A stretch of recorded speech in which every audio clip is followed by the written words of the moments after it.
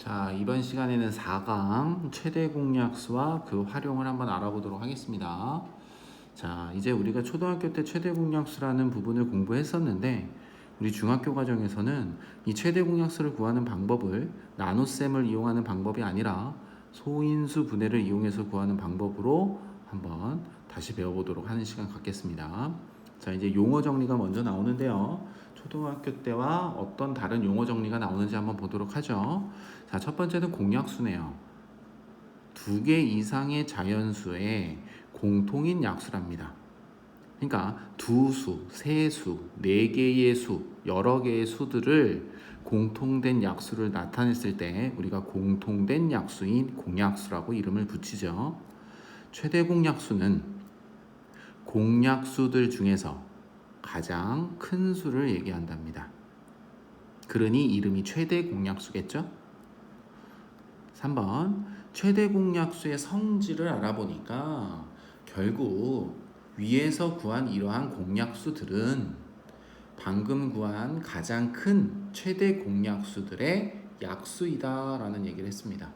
자, 이 말이 가장 중요할 텐데요. 자, 이따가 선생님이 다시 한번 보여드리도록 하겠습니다.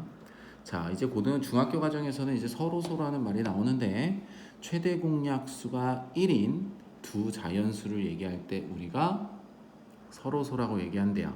자, 어떻게 서로소가 나타내어지는지 밑에 예제 문제를 풀면서 한번 보도록 하죠.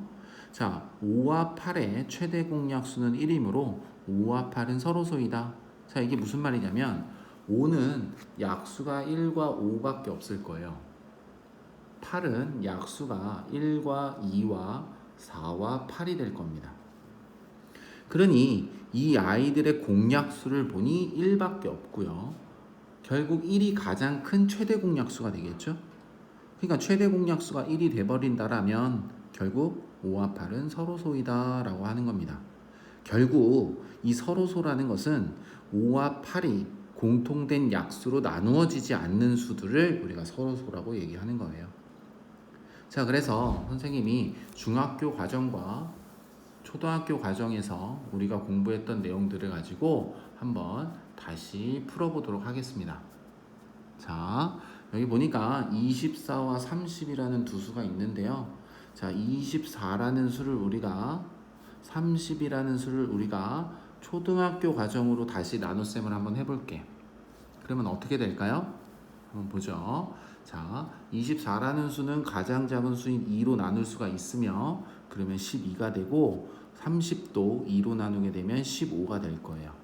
그러면 2와 12와 15를 공통된 약수인 3으로 나누면 4가 될 거고 5가 되므로 더 이상 4와 5는 나눌 수 없는 서로소가 되는 겁니다.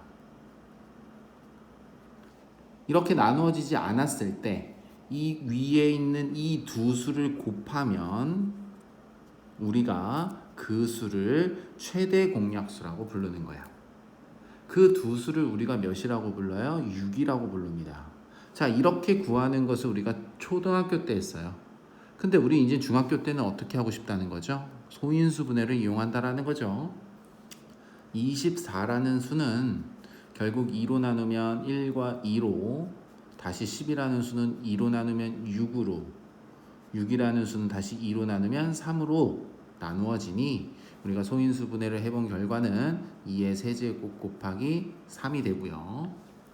다시 30이라는 수도 우리가 소인수 분해를 해보면 2로 나누었을 때 15가 되고요. 3으로 나누었을 땐 5가 되니 30이라는 수의 소인수 분해한 값은 2 곱하기 3 곱하기 5가 된다는 걸 알 수가 있죠. 자, 이렇게 소인수 분해를 한 결과들만을 가지고 어떻게 우리가 최대 공약수를 구하는지 한번 보도록 하죠. 자, 얘와 얘의 공통된 소인수들을 보세요. 공통된 소인수들은 누구만 있습니까? 밑이 같은 아이들이죠. 2와 3만 쓸 수 있습니다. 5는 없으니까 쓸 수 없어요. 공통된 약수니까 그 약수들 중에 소인수들로 분해를 한 거야. 그런데 여기는 2가 3번 있다는 얘기고 여기는 이가 한 번 있으니 공통으로 쓸 수 있는 소인수는 2를 한 번만 쓸 수 있겠죠. 그 다음 공통된 소인수 3도 한 번씩밖에 들어가 있지 않으니까 한 번만 쓸 수 있습니다. 당연히 이 5는 30에만 들어가 있으니 공통된 소인수라고 쓸 수 없죠. 그래서 공통된 소인수끼리만 나타냈을 때 그 아이들의 곱이 바로 최대 공약수가 되는 겁니다. 이렇게 소인수 분해를 해서 공통된 소인수들 중에 공통으로 쓸 수 있는 것만 써주면 그 아이들의 곱이 최대 공약수가 되며, 그 최대 공약수의 약수들을 써보니 1과 2와 3과 6이므로 우리가 아까 전에 최대 공약수의 성질이라고 얘기했던 공약수들은 최대 공약수의 약수이다라는 말도 성립하게 된 거죠.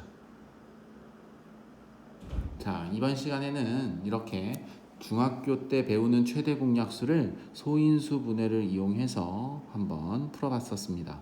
다음 시간에는 활용 문제를 풀게 될 텐데 그 유형들이 너무나 많으니까 대표적인 문제만을 가지고 한번 풀어보는 시간 가져보도록 하며 오늘은 여기까지 하겠습니다.